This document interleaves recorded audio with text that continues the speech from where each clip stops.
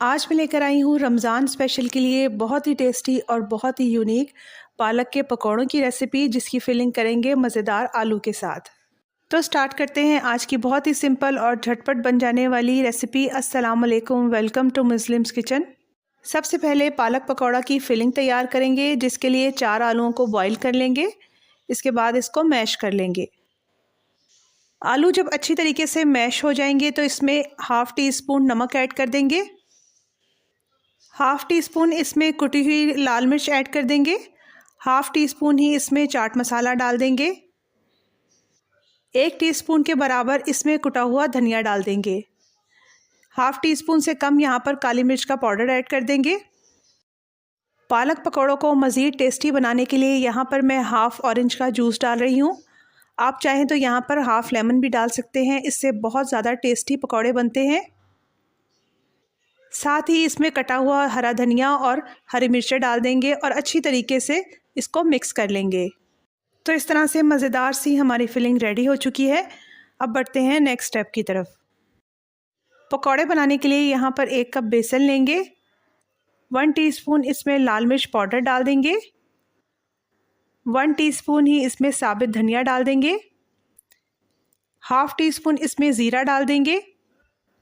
Half tea spoon ही इसमें नमक जाएगा और थोड़ा सा इसमें बेकिंग सोडा डाल देंगे। साथ ही इसमें क्रश की हुई कसूरी मेथी डाल देंगे, हाफ़ टी स्पून के बराबर, और पानी डाल के इसका अच्छा सा बैटर रेडी कर लेंगे। बैटर की कंसिस्टेंसी ऐसी होनी चाहिए कि हमारे पकौड़े बहुत अच्छे तरीके से इसमें कोट हो जाएं। यहाँ पर पकौड़ों को अच्छा सा कलर देने के लिए थोड़ा सा मैं फूड कलर डाल रही हूँ। आप चाहें तो यहाँ पर हल्दी भी इस्तेमाल कर सकते हैं। जब बैटर रेडी हो जाएगा तो इसको एक साइड पे रख लेंगे। पकौड़े बनाने के लिए यहाँ पर पालक के पत्ते लिए हैं, जिनको अच्छी तरीके से धो लिया था।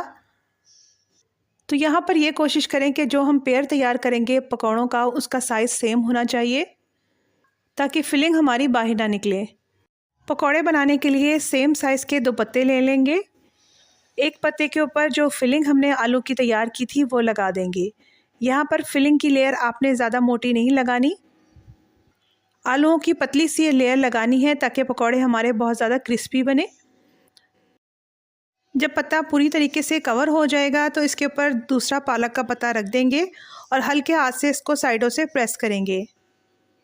यहाँ पर फिलिंग जो आपको बाहर नज़र आ रही है, आपने इससे परेशान नहीं होना, क्योंकि जब हम इसको बेसन की कोटिंग में डिप करेंगे तो ये बिल्कुल कवर हो जाएगी।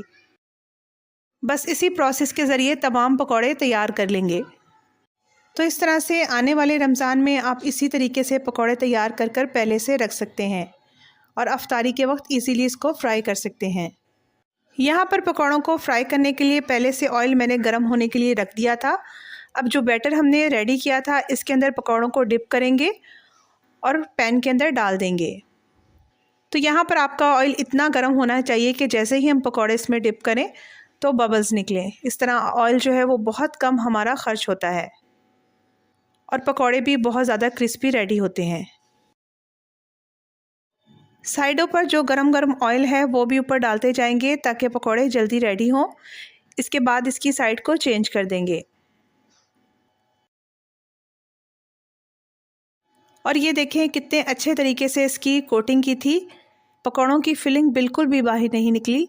अगर आप इसी तरीके से रेसिपी को फॉलो करेंगे तो आपके पकौड़े भी बिल्कुल परफेक्ट बनेंगे और खाने वाले भी हैरान रह जाएंगे कि आपने किस तरीके से इसको तैयार किया है। बस ये फ्राई हो चुके हैं, अब इसे प्लेट के अंदर निकाल लेंगे।